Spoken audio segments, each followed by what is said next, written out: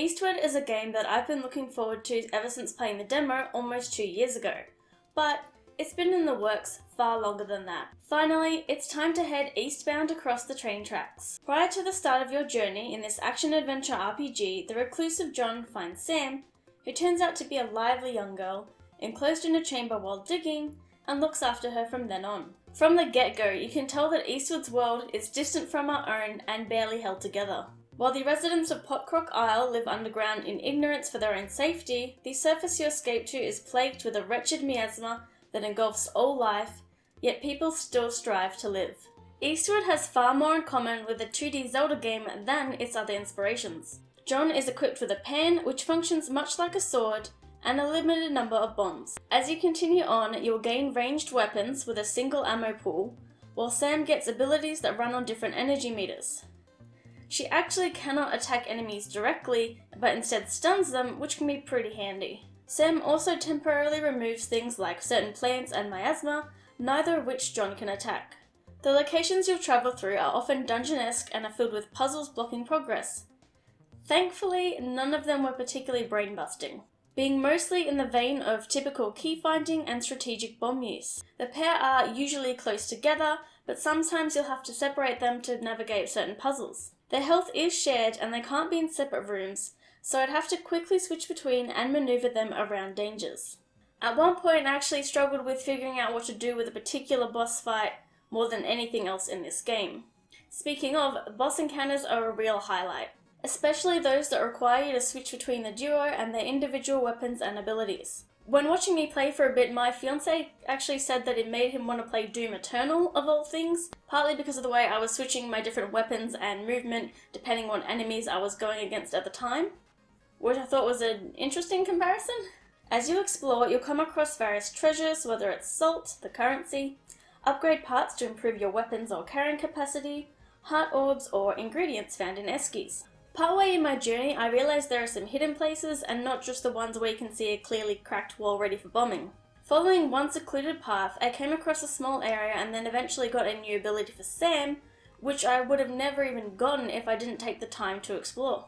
Taking a line more from Breath of the Wild, you can utilise various ingredients to cook meals that will replenish hearts, potentially giving temporary hearts and other buffs. Cooking involves a slots minigame where the quality will increase with matches, but utilising spices also increases the bonuses. I do wish that I could skip the cooking cutscene even for new recipes, because it only lets you do it if you have already made that food the first time, and it's cute but a bit long. Personally, I found eating to be quite a lifesaver, and once I found the recipe for a fish sandwich, I always had at least one on hand. Spotting a stove, and more importantly, the memory storing refrigerators, always gave a sense of reprieve. Oftentimes there are really large gaps between combat and exploration moments, to the point where I was worried that my combat senses were going to get dulled. Still, things are shaken up a couple of times with stealth section or punting pot crabs into a hole.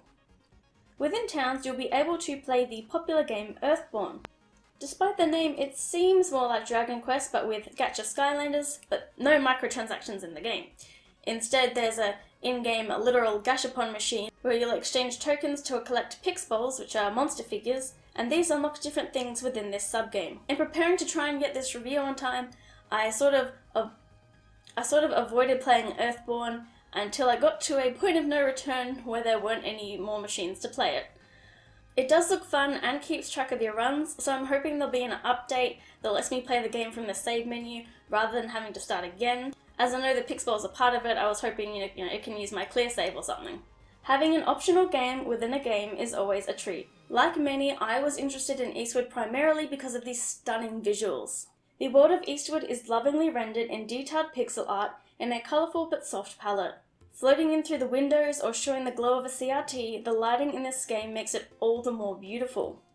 One of the primary locations, New Dam City, really showcases urban life in all weather conditions. When I saw the wheat waft in the breeze or the adorable cheer from the duo every time I won a tough fight, I felt the care put into the animations. The characters themselves are magnificent, with a range of toony caricature characters populating the Eastern world. This is perhaps the primary reason people have compared Eastward to Earthbound. With monsters ranging from bomb-shooting rubber duck plants to teleporting cake-wearing cows, I don't really blame them. Nonetheless, the style of this game is distinctly its own and it's a damn beaut.